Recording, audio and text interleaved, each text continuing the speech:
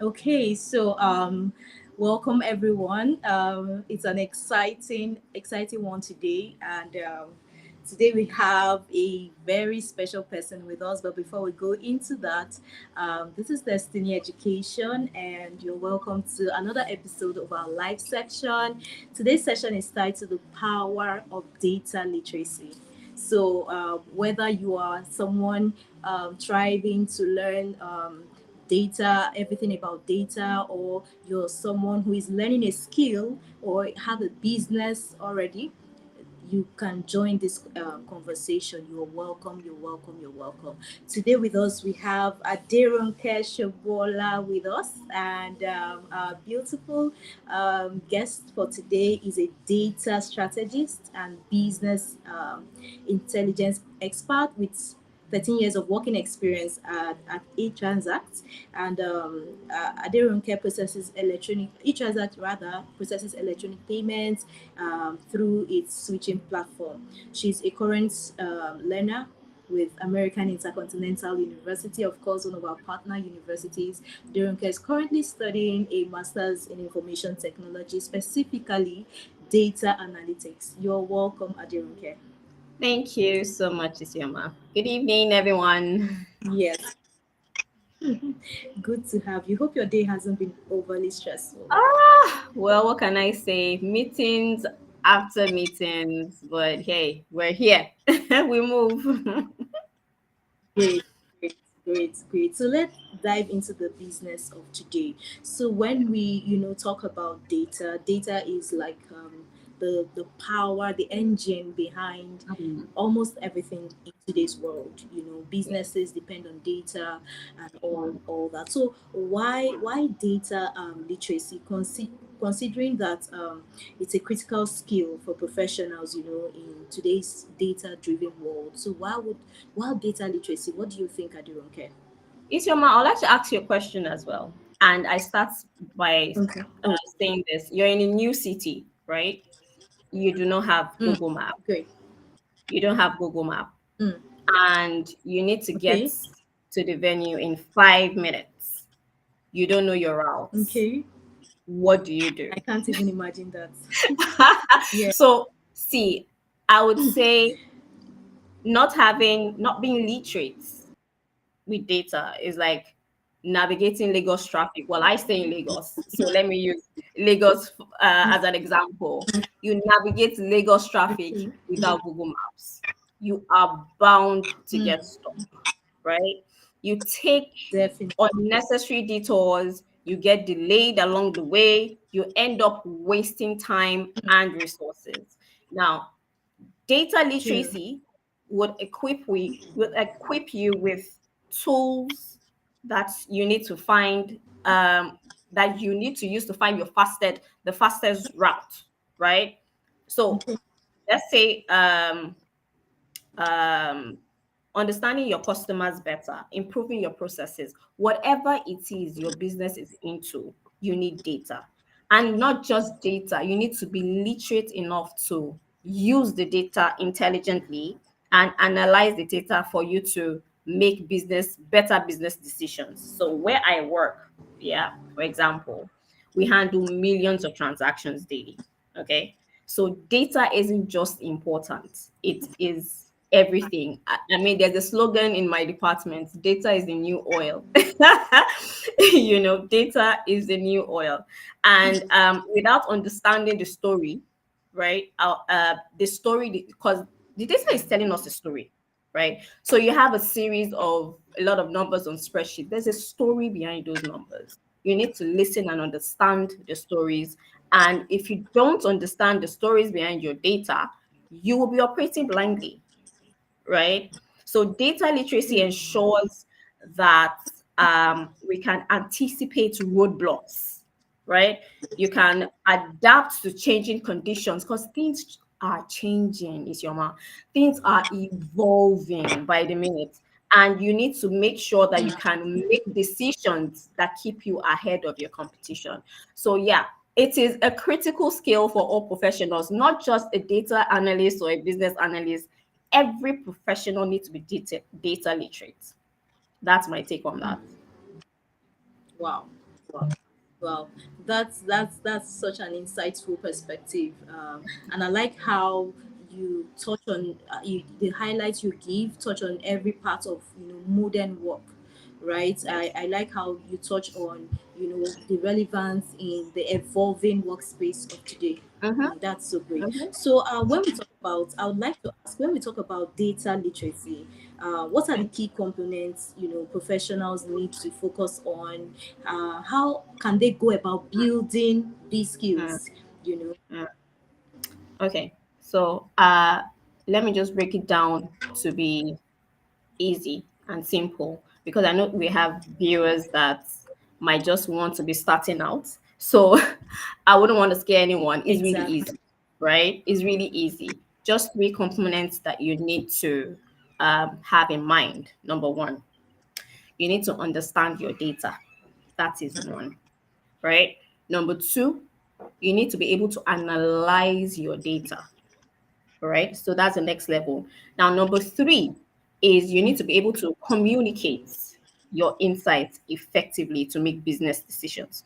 So let's start with the understanding the data, right? So we have so many things around us that we can take as data, right? So you need to know the origin. So where is the place for you to get this data? That's the first thing. You need data. So where do you get it? Where is the source, right? You need to know what it represents. Good. Yeah. Okay, Yeah. so you need to know where to source for your data. You need to know the structure of your data and potential biases around your data. That's one. Now that we know, okay, let's say, okay, we know where to get our data. We have a database. Okay, yeah. So you're new at a workplace and they say, oh, we have a database and all of that. Okay, so we know how to get our data. Cross the first hurdle, right? Now, second, then comes the ability to analyze your data. That's the next level. Now, one thing I've found out is getting the data is not the issue anymore because now there's access to data. Now, the hurdle people are trying to cross, most of us are trying to cross, is analyzing the data.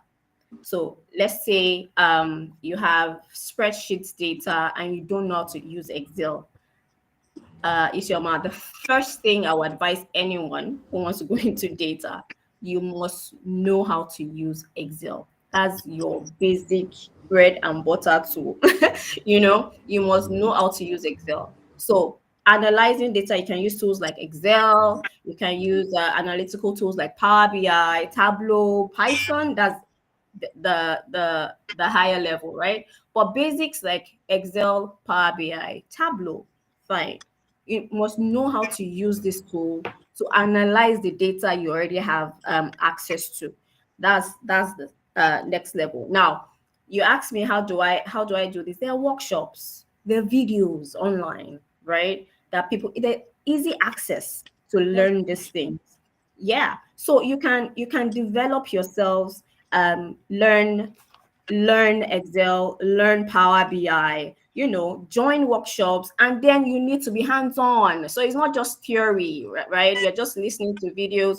You need to be hands-on on these tools. Yeah. Practice, practice, practice. And um lastly, you also need to communicate whatever it is, information that you've gotten out of your data. Okay, so I know my source. I know how to analyze my data. What are you doing with the information you have in your hands? You need to be able to communicate to the right channel.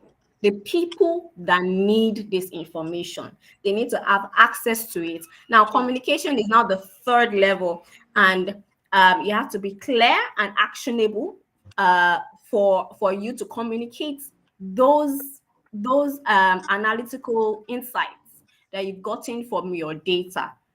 Communicate it properly to the Mm. stakeholders that you need to have this information at hand, because the C-suite executives, this is actually what they need to run their business. They make decisions every day, and they need data. So you, as the data person, you are in the best position to advise your CEO, advise your business managers, on what you've gotten, the insight you've gotten. So professionals can develop these skills, honestly, by taking advantage of online learning, like I said, online learning platforms, attending workshops, and most especially practice. Practice, practice, practice. You can never go wrong with practice. Real world projects. You can even download some, spreadsheets, projects, and then work on it on your own. I always encourage hands-on approach, honestly, because that was how I learned.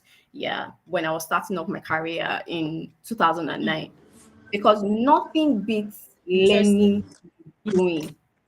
Wow. Learn by doing. You learn on the job. As in, when I started working at eTransact back in the days, I was learning on the job. I knew that there is a gap. In fact, back then, data wasn't even this popular now.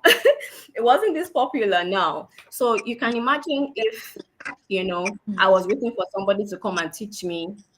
Girl, go on YouTube, download videos, watch them. You can get things to learn right now with the kind of information we have out there. So that's my take on that. That's how you can develop yourselves. Interesting, interesting. I like how that you have broken it in parts, and it just feels like, in fact, I just feel like, diving into, data analytics, going there to look for YouTube videos, and the way you have broken it down, it makes, wanting to, learn this skill very Yeah, accessible. Some most times people just feel that it has to be starting from the big things, but you have yeah, mentioned, ways, that strategic ways, even though there are little steps that one yeah. can, take in developing these skills. Very, very insightful. But I would, what impacts would, poor data quality, have, or what overall impact will they have in business decision making, business Uh, growth? Does it have any adverse effects? hmm. It's the way you said it. Like, does it have any? It is adverse. It is. In fact, this table you are shaking reminds me of some of the things I experienced earlier in my career with data quality issues. You know, let me put Wow. it this way. Yeah. Um. Okay. Poor data quality, right, is like building a house on a shaky foundation, and you know that that foundation is shaky. So, and people then move into the house to live, and then you're building story buildings on top of that shaky foundation. It is Mm, bound to collapse sooner or later. As in, I exactly. kid you not, it is bound to collapse. So when decisions are based on bad data, the result is disastrous, right? You have inaccurate projections, wasted resources, and you also lose your integrity. Customers trust, you lose it. All right, so let me say this in my case, where precision is key. I can't afford to have data quality issues. I have experienced it before, and it was a bitter pill that I really do not want to go through again. So in my case, yeah, poor data could result in failed transactions, financial losses, or system inefficiencies that could impact our clients and their customers. So, like I said, you lose integrity. Nobody trusts your business anymore. And if you are the person, the data or the business analyst that is using data that lacks integrity to advise the bosses, the CEOs, the business managers, you could lose your job. Is that bad? So for businesses, this means you Wow. are slowing down their growth. right? And it damages their reputation. So let me say bad data doesn't just it doesn't just cost you time and money. It costs you credibility. Credibility. It is huge. So just imagine, right? It's your mouth. Imagine you are Yeah. you are trying to make a decision, right? Based on rumors and not facts. There's a rumor flying around and you're about to make a life Hmm. decision and you decide to use rumors instead of making sure that the information you have is is really true and factual. Let me just put it that way. Let me leave it at that. It's disastrous. I don't when you tell me to weigh, I would rather delay a project to be sure my data has integrity than trying to meet a deadline using bad data. It's worth the wait. It's worth the wait.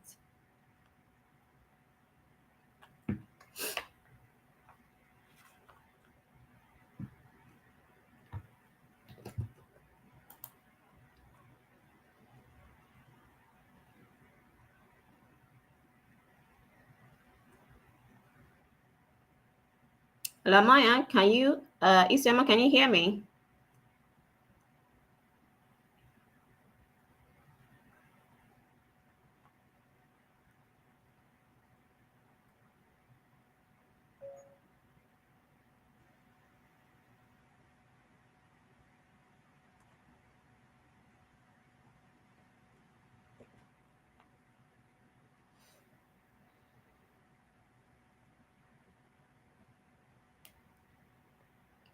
Hello, hello. Can anybody hear me?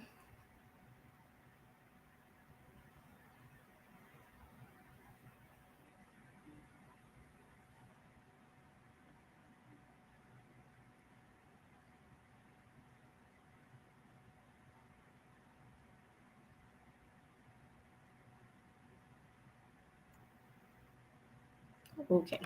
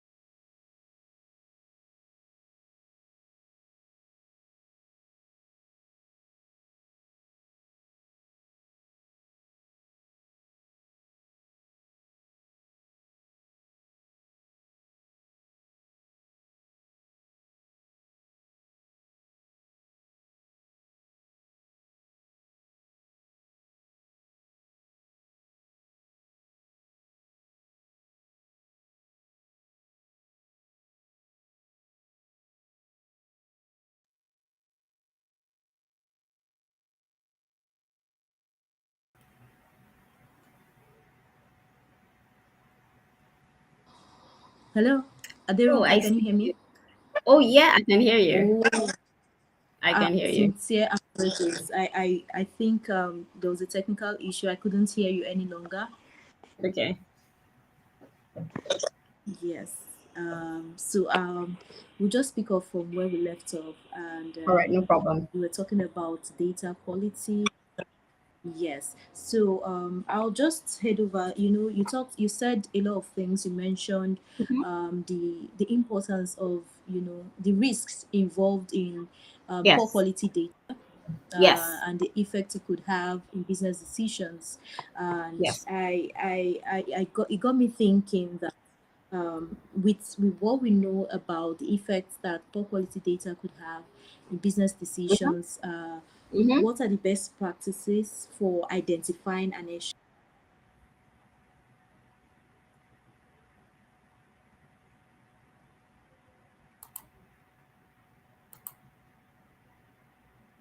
Okay, so Isioma, I think you're breaking, but I think I heard I'm assuming that you're trying to ask me what the best practices are for identifying data quality issues, right?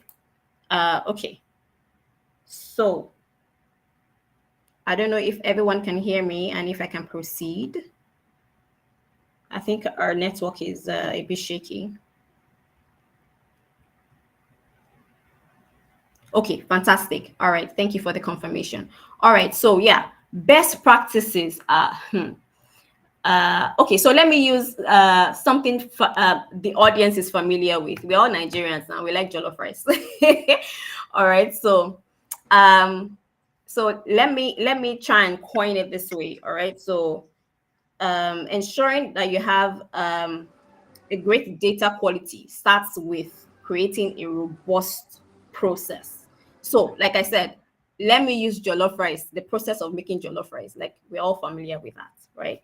So, what are the things you check when you want to make jollof rice? You check for your ingredients, right?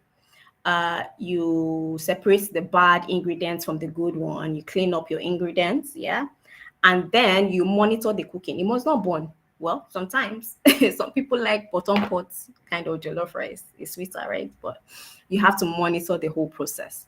Now, look at your ingredients as your data, right? And look at cleaning out the data, removing the bad ones from the good one and washing it up as validation. Okay. And then the monitoring aspect of it, monitoring the process, making sure it doesn't get burnt. That is the audit. All right. So I'm just trying to explain it in such a way that everyone understands now. We begin by validating our yeah, data, right? We validate our data sources to ensure that they are reliable. You know, when I want to cook jollof rice, I need to use the best ingredients, the best data sheet. I go to the best person to get me the ingredients. I need to be sure that the the ingredients I'm very using, true. the data I'm using is valid. So we start by validating our data sources to ensure they are reliable. That's one. Regular audits and quality checks would help us catch errors early. Early. So it's not that you put the jollof rice on fire and go to bed. You can come back and see that, oh, you forgot to put the salt. Oh, I forgot to put the bay leaves. Oh, I left this too late or too early. You catch your errors early.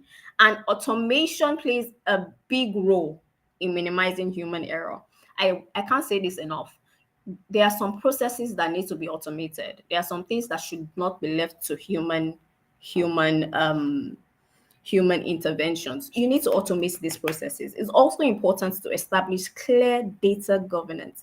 I know I'm going too far in depth because when I say data governance, a lot of companies, unfortunately, don't even recognize the need of data to place of data governance. And I will explain why. Because you need data governance policy so everyone in the organization understands their role. All right. You need to understand your role in maintaining data quality. All right. So, for example, we have data stewards, we have data owners, you know. everyone needs to know what part they play when it comes to this data world, right? We have the data engineers, we have the data scientists. Now, the data governor is the one that helps put things in order, you know, helps put perspective to things, all right? And monitoring is crucial. We use real-time dashboards to flag anomalies. Like in our organization, we have different dashboards. We create dashboards for the technical team that they use to check when things are going wrong or when things are spiking up and all of that. And it addresses issues before they escalate, before the customer even knows that something is wrong. We know because we have those tools on ground and it's being used regularly. We're checking it. All right. So ensuring data quality is a continuous process. Um, but it's a worthwhile investment for any organization aiming to succeed. Yeah, it's worth it.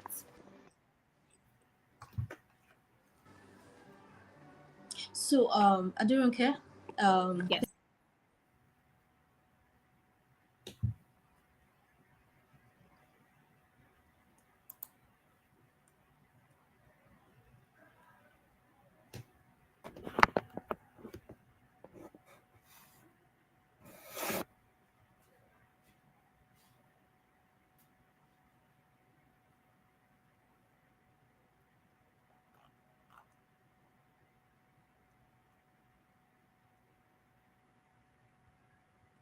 Hello, Aderonke. So we will proceed with the conversation. And Okay. sorry about that. We're a bit of having some technical issues with the host, but I think she'll be joining us in a bit.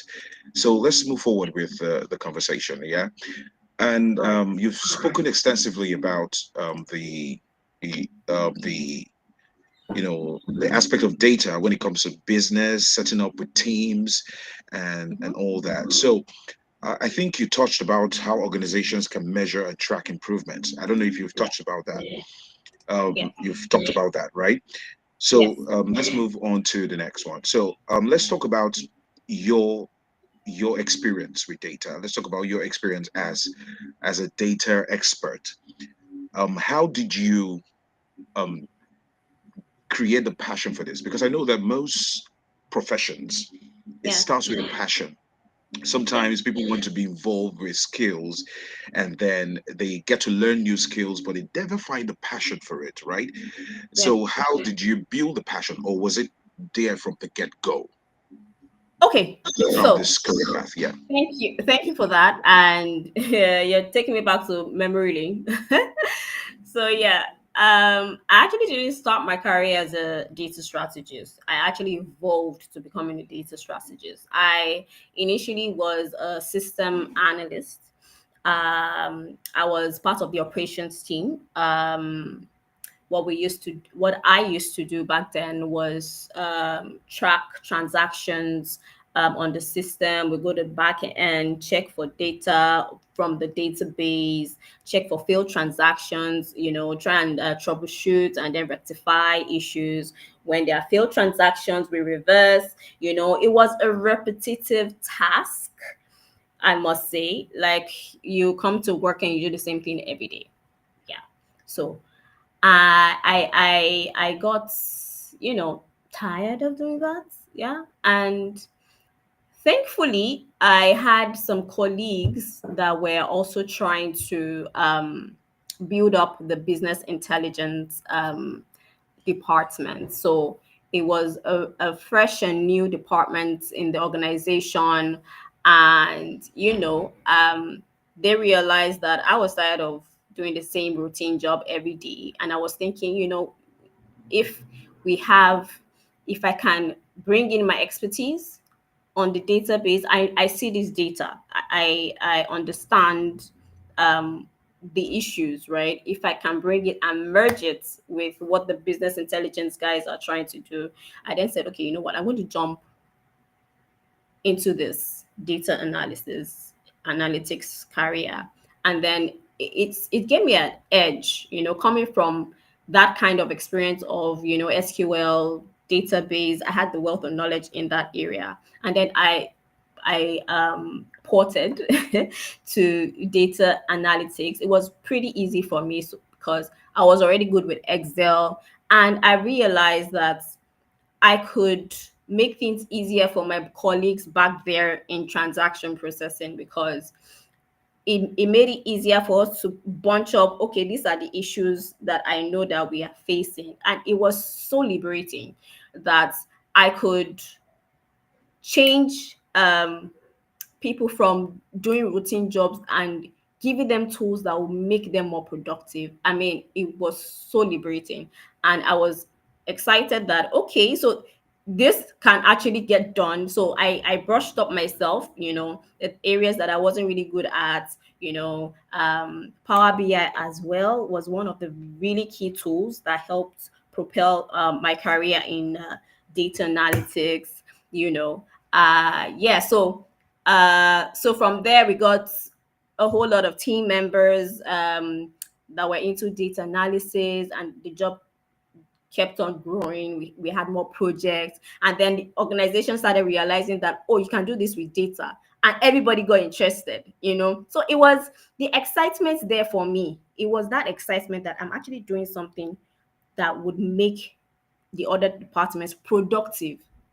That was my motivation, right? So from there, I then decided to know, what, there's more to this. Why don't I go a step further? And then I started exploring data strategy. Now that is another ball game. It's a different ball game entirely. So data strategy is like you're working with the business strategy to, create a strategy for the whole organization. Strategy, a pillar that the whole organization is going to sit on when it comes to data. So yeah, I see that that takes me to the next level. It actually helps me help the C-suites in the organization, the team leads, the decision makers. So that's my drive, that's my motivation. That's what keeps me going when it comes to data. Yeah. Wow. Wow. So good to hear about team collaboration and Oh yeah. your drive.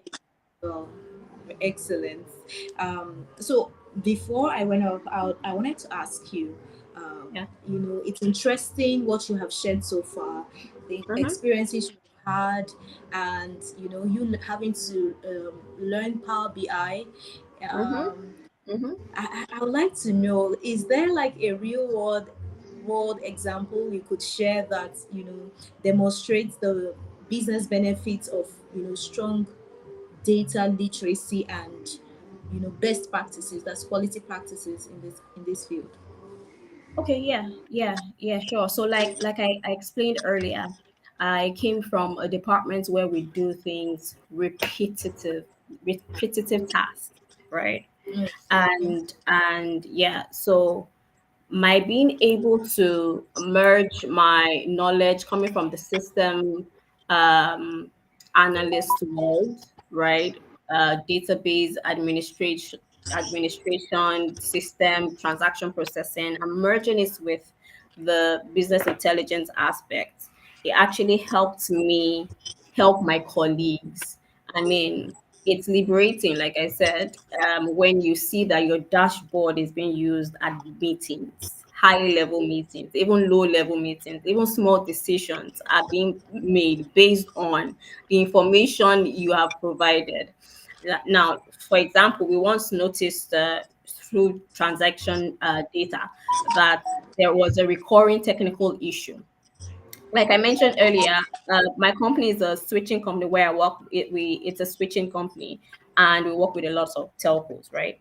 And there are times that there are errors from the telco, yeah, and there are some recurring technical issues, right, that causes delay for that segment, yeah. Now, using insights that we have implemented, uh, resolve the issue faster, right? And also reduce complaints. So you're not just working blindly and you don't know. what impact. You see the impact. That's the beauty of this thing. You actually feel the impact. Coming from when the customer has to call you that there's an issue, so you are actually the one realizing there's an issue and fixing it before there is a complaint. So yeah. So Mm. having that, and having data literacy, and everybody aware that we use this data to make not just our lives easier, but also the customer's life easier, is truly liberating. So, how will you describe your experience at American Intercontinental University as Uh, a data? Yes. How has your honestly, experience with AIU Destiny Education been so far? okay. So you know what? I think at the I was having this conversation, and I was saying that I've been pushing my masters for a very long time. And the reason why I've been pushing it is because, there has to be a break in transmission in your life. I when can imagine. when you have to um have your masters done physically. And I'm not the type of person to, well, I wasn't a fan of doing my masters in a Nigerian university, sorry, but that's my take, right? And my first degree was in a Nigerian university, and I really, really wanted to have my master's done abroad. But life happened. You save money, and then you say, "Oh, I'll go next year." This was even while I was single, right? I'd planned, I saved, I'm going to do this, I'm going to do that, and then life just happens. You realize that the money is diverted to somewhere else, and then I got married, and then had kids, and I never got it done, long and short. And so you can imagine my joy when um an acquaintance of mine introduced me to Destiny Education. And at first I thought, is it possible? So I've been hearing about online education and all of that. And my mind, I was like, all these online things, is it real? Does it? And I've been looking for one that would fit into my budget. And budget too matters. Please let me True, add very that. true. Your budget. And that's to be- Yeah. you need to have quality education that fits into your budget. Yes, let me add that. All right. So I mean, it was just too good to be true when, you know, um, the lady was talking about 90% grants, and I was like, wait. I don't understand. Come again. Like, it was too good to be true. I mean, I think we sealed the whole thing in a week. I mean, it was I don't know how to explain it, right? I'm sure you can see it to my face. Let's. I'm just happy. I'm just happy that I'm able to go through my masters finally, and I don't have to have any break in transmission in my work, my family. I'm not leaving my house to say, okay, I have to go somewhere because I'm doing my masters. My children wouldn't see me because mommy is doing masters. All those things were really the selling points for me. And it's been seamless. I mean, the portal that was provided was fantastic. It's fantastic. I don't have issues. I log in, I see my coursework, I see my textbooks, I see my assignments, I see my if I missed any classes, they are recorded videos of the class. I mean, it's been really great. And it's something that I have been advertising, to be honest, because when I say I'm doing my masters and they are seeing me, and you are here, I don't understand. You're doing your masters and you're in this country, you're in this Lagos, and I say yeah. And Yeah. even the phone app, the app that I can just check on the go to see if I have any messages. Mm. Honestly, it's been great. It's been great. Oh, that's awesome to hear, and it's amazing that you have this to say. That's what Destiny Education, that's the main goal. For as many career professionals as possible to be able to gain access to Yeah. accredited American degrees at a fraction of the cost. It's really a beautiful thing to benefit from, and I'm glad that you are on this journey. And we're already seeing the end even before you get there. Yes, yes, and you're able to use these experiences that you have gathered in AIU to better shape your career. It's a good thing. Yeah. So, what's your advice for? What would you advise professionals contemplating Hmm. getting a higher degree online? What would you be saying to them? Just do it. I know the fear, right? Because I had it at first. Like, would it be thorough? Would it be like me being in the classroom? Would I pay as much attention? But when you think of the money you paid, you would pay attention, right? And Mm, honestly, I think it's the same experience as what you would have had if you were there physically, right? The flexibility for me yes. was selling points for me, right? You learn at your own pace. Okay, so every week, there is a new outline for each course, right? You have deadlines to meet, you have assignments to submit, you have discussion boards to you you are seeing your colleagues do it. You are also motivated to do it. There is a discussion board where if you don't understand something, you can ask questions. So it's not like you are there and there's nobody communicating with you. It's a two-way communication. There's no time that I drop a message on the discussion board. I don't understand this, can somebody just help me out here? I get a Mm, response immediately. So whatever the fear is when it comes to online, I would say, I mean, it's a new world. Ever since COVID-19 happened, things have gone online, and things have improved when it comes to online. Gone are the days when you have to sit in the classroom to earn a degree. Now this is the new, yeah, this is the new thing. So just treat this with the same seriousness. So it's just you as a person. I mean, the quality is the same as being in a classroom. It's just you as the person. Just treat it with the same seriousness as you would treat a physical class. Honestly, make time. um Draw out a time where you would, okay, I'm dedicating 2 hours to these assignments this week, so this is the block of time that I'm going to use for my assignments. This is the block of time I'm going to use to study the course outlines and all of that. Just take it seriously. I mean, rearrange your time schedules. If it works better for you to work middle of the night because of kids and work during the day, fine.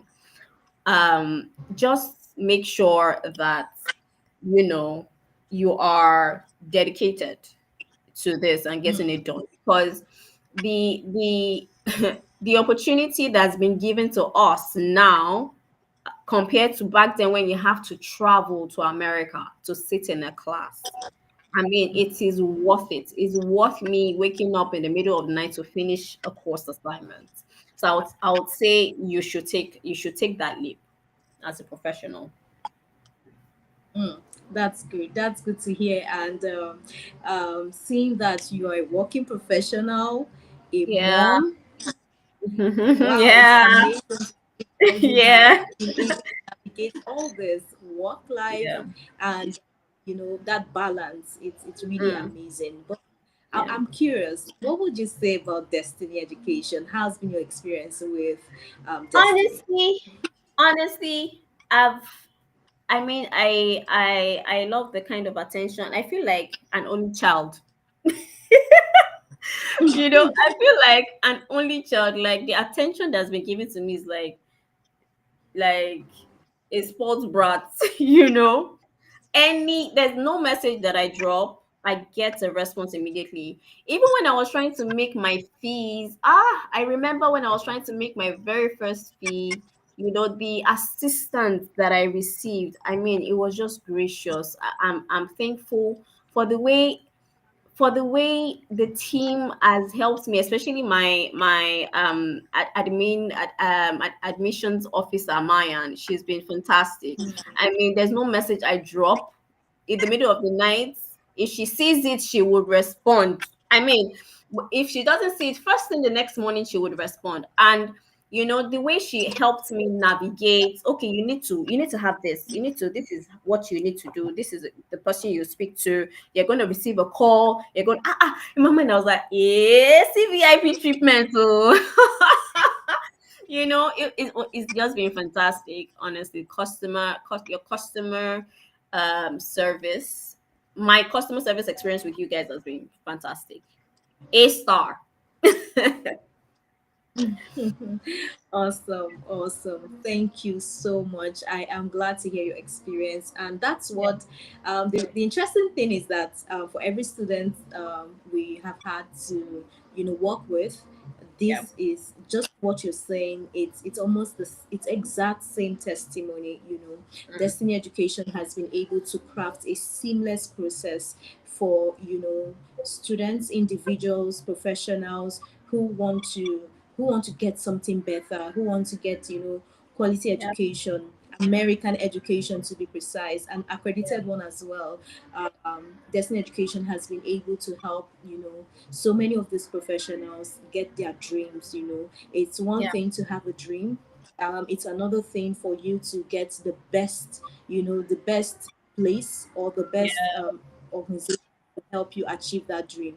And True. Destiny Education Study Grant has seen to many dreams being achieved or being fulfilled, right? So Mm-hmm. it's interesting to know that you've had this experience. For those of us who are wondering, for as many on this session who are wondering who we are, what is Destiny Education? We actually are a student advisory organization. So what we do is we subsidize accredited American education for career professionals. Like we've heard Aderonke talk about her experience. We provide grant offers for at different levels. If it is a doctorate you're going for, master's degree, bachelor's degree that you're looking to, go into, Destiny Education has got you covered. So our partnership gives, students or individuals, business people, even budding people who are just, you don't have a degree and you want to get a bachelor's. Yes, Destiny Education is there, to make that dream come true for you. We partner with accredited universities, Trident University, American Intercontinental University, and these universities are fully accredited.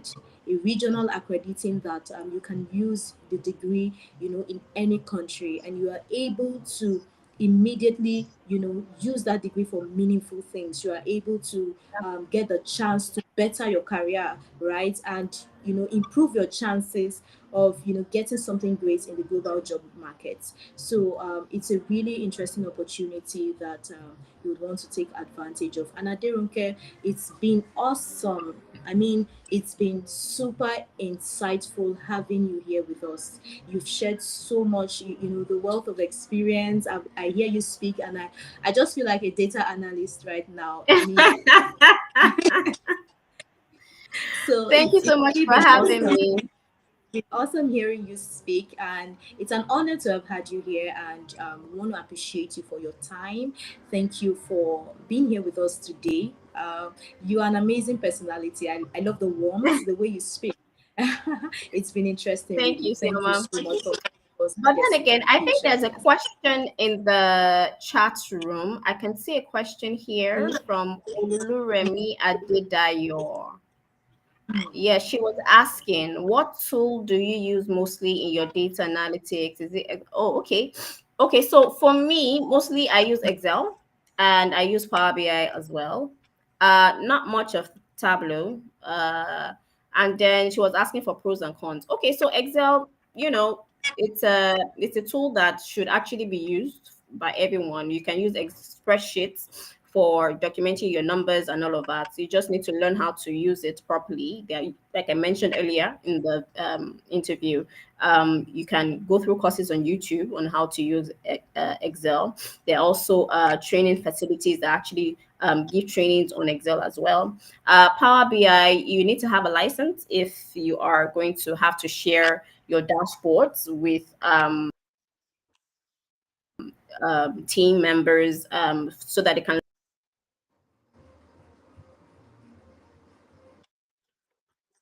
the money you need to pay to get your licenses, and it's in dollars. Yeah. So yeah, so those are the pros and cons when it comes to the tools that I use. Excel, mostly Excel and Power BI. Yeah. Wow. Wow. Thank you so much for that. Thank you so much for that. And I'm glad that you were able to see that question. And I'm sure that person is really, really, happy to have that answer. So I Yeah. appreciate you once again.